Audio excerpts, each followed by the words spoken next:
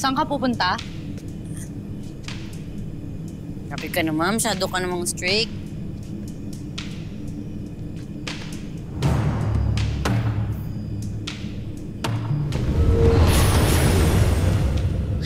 Inay!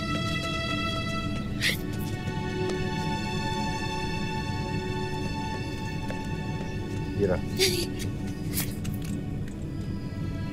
Kasama niyo si Perena? Oo, Mira. Nagbalik na ang iyong ina sa kanyang mga kapatid. Sana nga'y tunay siya nagbago na. Ganun po ba, Tay?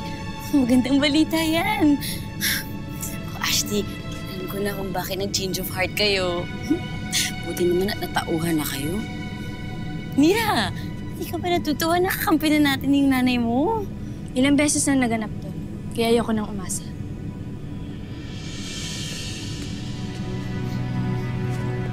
Pasensya na po. Bad mood po ulit si Mira. Pero natutuwa po akong ligtas kayong lahat. Hindi lahat.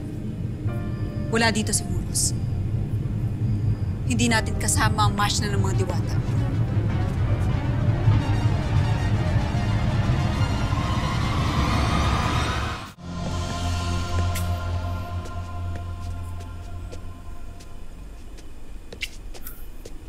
Mira.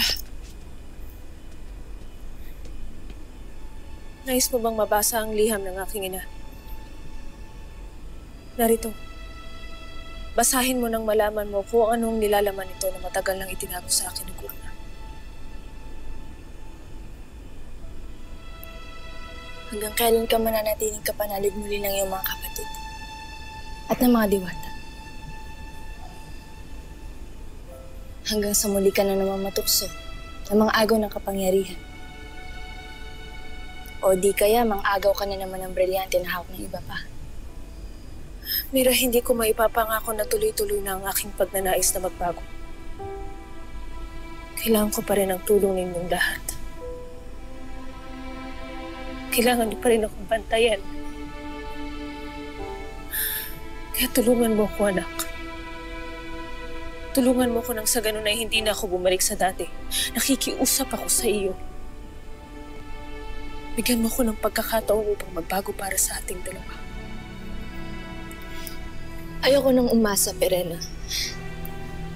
Dahil bibiguin mo lang ako gaya ng dati. Ayoko nang maniwala sa'yo. Dahil hindi ka na magbabago kahit ano pang mangyari.